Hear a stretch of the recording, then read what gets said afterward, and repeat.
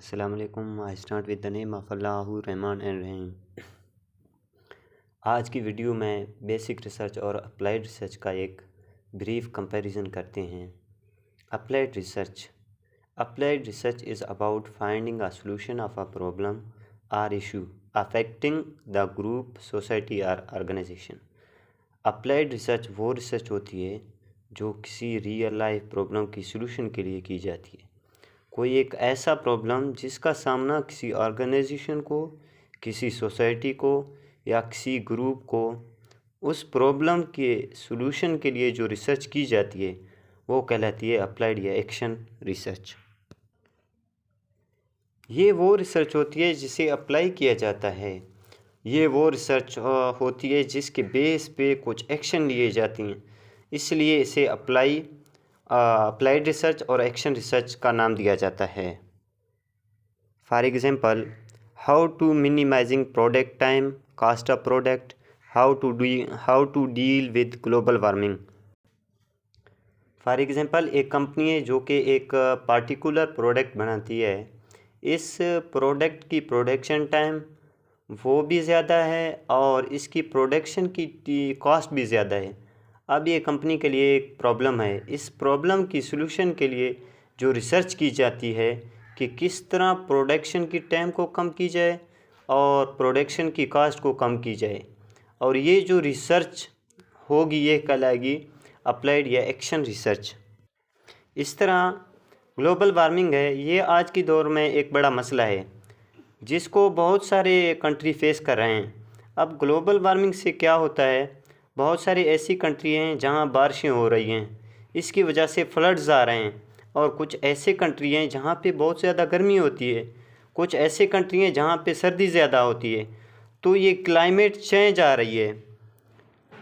इस क्लाइमेट की अफेक्ट को एड्रेस करने के लिए, इसको कंट्रोल करने के लिए जो रिसर्च की जाती है ताकि ग्लोबल वार्मिंग को इसकी अफेक्टिवली डील किया जा सके, इसके लिए जो रिसर्च की जाएगी वो कहलाएगी अप्लाइड या एक्शन रिसर्च। अप्लाइड या एक्शन रिसर्च वो रिसर्च होती है जो किसी रियल लाइफ के प्रॉब्लम के सॉल्यूशन करने के लिए की जाती है। अब फंडामेंटल, बेसिक और pure research. Fundamental research is to increase knowledge or development of theories, model, idea, principle etc.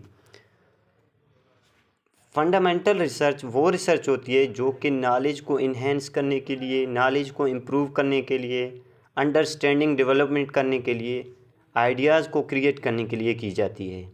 यहाँ पे रिसर्चर का जो प्राइम ऑब्जेक्टिव होता है ना, वो अंडरस्टैंडिंग को बेहतर करने के लिए होता है, नॉलेज को इम्प्रूव करने के लिए होता है, नॉलेज को इन्हेंस करना होता है। इसलिए इसे कहते हैं बेसिक, प्योर और फंडामेंटल रिसर्च।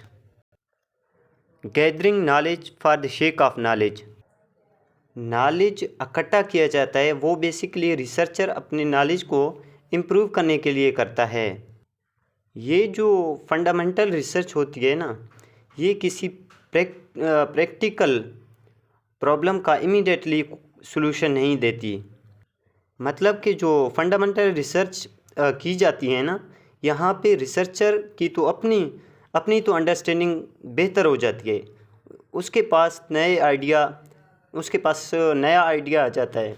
लेकिन यहाँ पे किसी प्रैक्टिकल प्रॉब्लम का कोई सॉल्यूशन नहीं होता, जैसे कि अप्लाइड रिसर्च के अंदर होता है। For example, a study to see which areas of South Asia have the most rain. For example, south Asia का एक रिसर्चर है, वो स्टडी करना चाहता है कि ऐसा कौन सा रीजन है जहाँ पे बहुत ज़्यादा बारिशें होती हैं। अब ये वो स्टडी है जिसमें रिसर्चर अपनी अंडरस्टैंडिंग को बेहतर करना चाहता है, वो अपने नॉलेज को इम्प्रूव करना चाहता है। लेकिन यहाँ पे प्रैक्टिकली इस प्रॉब्लम का कोई सॉल्यूशन नहीं है कि अगर किसी एक पार्टिकुलर रीजन के अंदर बहुत ज़्यादा बारिशें होती हैं तो इससे क्या की जाती है।